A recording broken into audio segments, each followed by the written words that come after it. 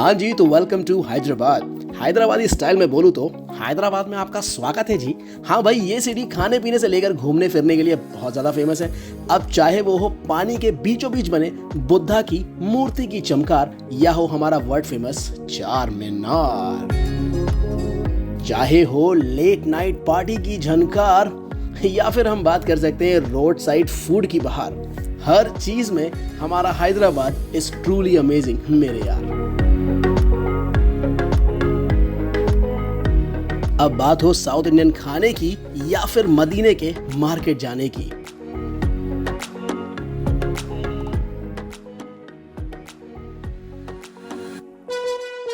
चाहे बात हो आज के या पुराने जमाने की, या फिर हम बात करें हमारी संस्कृति को आगे बढ़ाने की।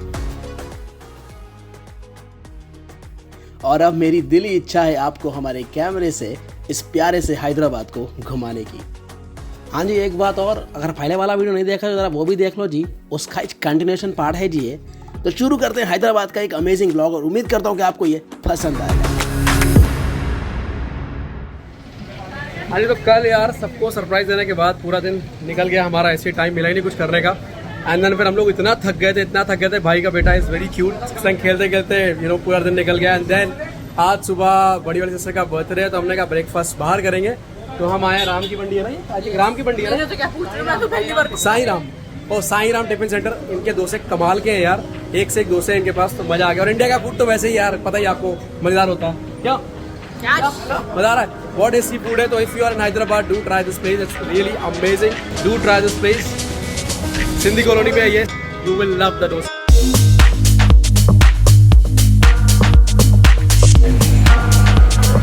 गंगा जमुना था भाई। ये है शेजवान चीज।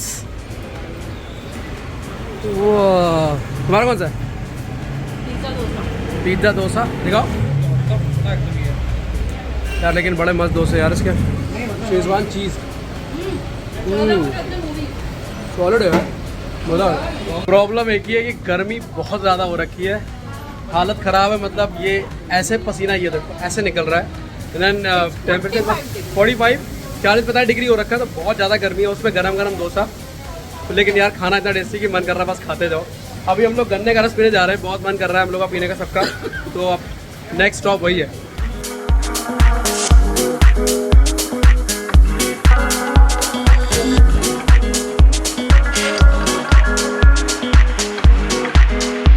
गन्ने का रस, ये ताजा ताजा गन्ने का रस पी लो। ग्लास नहीं, मेरा भी नहीं। अरे भाई विंडो शायद नीचे का, अरे नहीं आएगा क्या? आएगा। ये रोली दी मिल गया। अच्छा सोना को दे दो। सोना एक सेकंड, नीचे चिप चिप चिप ऊपर ही से पता नहीं है। अरे पियो पियो, 2 और आ रहे हैं, 3 और आ रहे हैं, 3 और पकड़ो, ऊपर से पकड़ना, चिप चिप कर रहा है। वाह वाह, कैसा है माता जी? आपके पास ही अच्छा है आपके पास ही टिश्यू पेपर। हाँ भाई, कैसा है गन्ने का रस? Reaction it's very nice Young's, but वही है कि बर्फ नहीं डल रहा, तो ठंडा नहीं है। बर्फ के बिना प्योर ही रहता है, तो इट्स प्योर। हाँ जी, हाँ कैसा लगा गन्ने का रस? बढ़िया बढ़िया है, सॉलिड है भाई। मैं एक और पीऊँगा।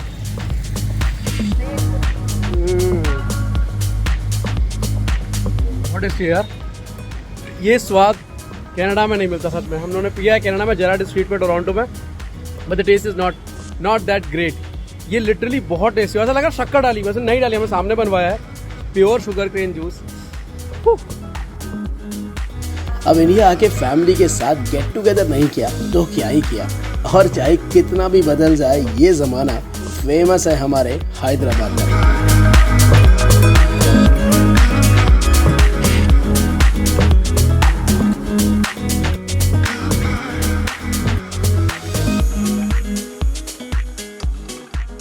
सातक हम कहाँ आए हैं? लुम्बिनी पार्क।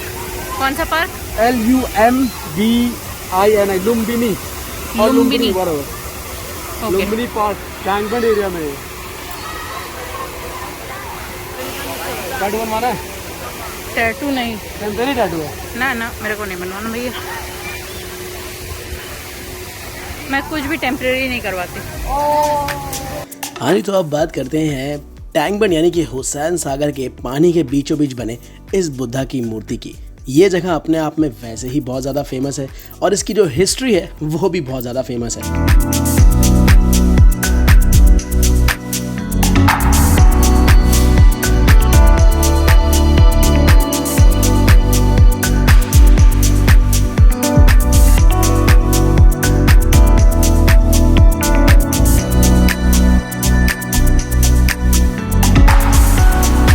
माना जाता है कि इस मूर्ति को बनाने के लिए 100 से भी ज़्यादा लेबर्स लगाए गए थे और इस मूर्ति को बनाने में करीब 5 साल लगे थे।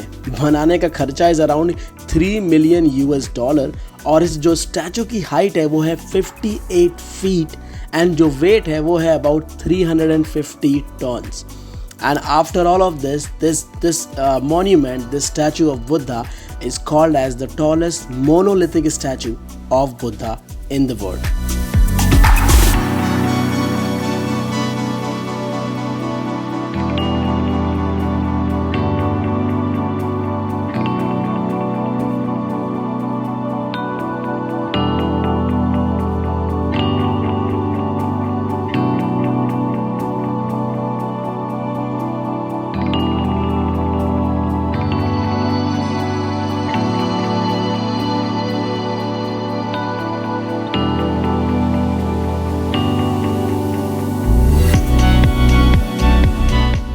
इंडिया आके फैमिली के साथ फन भी होता है और मस्ती में दिल मलंग भी होता है।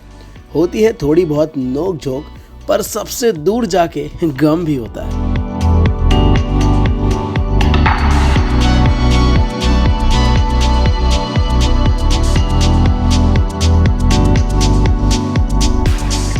और फिर बात करते हैं शिल्पारामम की। तो ये हिंदुस्तान की संस्कृति को दर्शाता हुआ एक बहुत ही ज़बरदस्त स्पॉट है जो कि करीब 30 साल पुराना है। यहाँ पर इंडियन क्राफ्ट के सामान बहुत अच्छी तरह से मिल जाते हैं। आप घूम फिर सकते हैं। यहाँ जाने के लिए आपको काफ़ी टाइम की ज़रूरत है, वरना आप पूरा नहीं घूम पाएंगे क्योंकि ये बहुत ही बड़ी जगह है। बेस्ट ये है कि आप अंदर जाके ये वाला रिक्शा ज़रूर कर लें जो आपको पूरा शिल्पारामम ज़रूर घुमा देगा। शिल्पारामम में संस्कृति को बढ़ावा और सम्मान देने के लिए बहुत से फंक्शन भी ऑर्गेनाइज किए जाते हैं और हमें भी कथक नृत्य को देखने का सम्मान मिला। तो चलिए आपको भी दिखाते हैं। शिवम शिवम शिवम नमः सात्विकम शिवम। हाँ जी, तो अब आ जाते हैं चार मीनार के मदीना मार्केट में। भाई ये मार्केट अपने आप में ही बहुत ज़्यादा फेमस है, ना सिर्फ इसलिए कि ये चार मीनार के पास में है, पर इसलिए क्योंकि यहाँ पर आपको सब कुछ मिल जाता है। चाहे चूड़ियाँ हो, पेन हो, कपड़े हो, जूते हो या कुछ भी लेना हो, यहाँ पर आपको सब कुछ मिलता है। बस एक चीज़ का ध्यान रखिए क्योंकि मोस्टली इस मार्केट में भीड़ बहुत ज़्यादा होती है, गाड़ियाँ भी आ रही होती हैं, तो आपको अपने सामान का और अपना बेहद ध्यान देना होता है।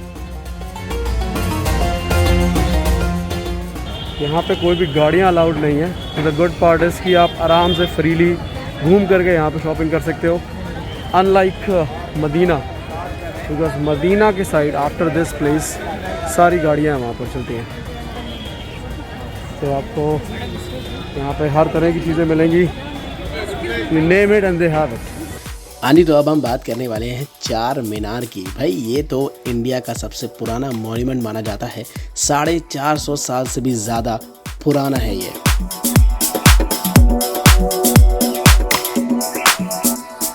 और यही नहीं, इस मॉन्यूमेंट में यह भी शोकेस किया जाता है कि कैसे डिफरेंट रिलीजन एक साथ पीसफुली रह सकते हैं। इसीलिए चार मीनार के ठीक बगल में भाग्य लक्ष्मी जी का मंदिर भी है, जिससे ये भी कहा जाता है कि भाई किस तरह से दो कल्चर अलग अलग होने के बाद भी एक साथ एक ही जगह पर है। चार मीनार को बनाने वाले जो राजा थे उनका नाम था मोहम्मद कुली शाह। और एक बात ये भी कही जाती है कि चार मीनार के अंदर एक सीक्रेट टनल है जो कि गोलकोंडा फोर्ट तक जाता है। ये दरअसल किंग ने इसलिए बनवाया था ताकि कभी भी कोई ऐसी केस हो जहाँ पर उन्हें वहाँ से निकलना पड़े तो ये जो सीक्रेट टनल था वो वहाँ तक ले जा सकता है। और आज तक टनल वो कहाँ पर है चार मीनार में, इस बात का पता किसी को भी नहीं है।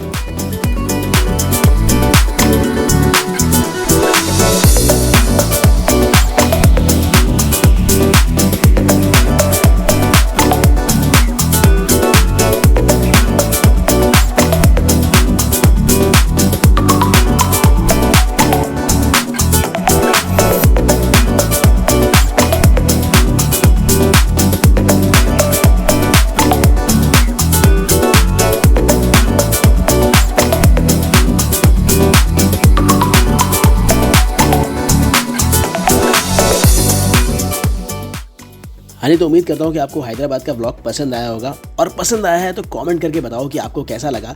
और अब हम निकल चुके हैं यहाँ से दिल्ली, तो मुलाकात होती है इंडिया की राजधानी दिल्ली में।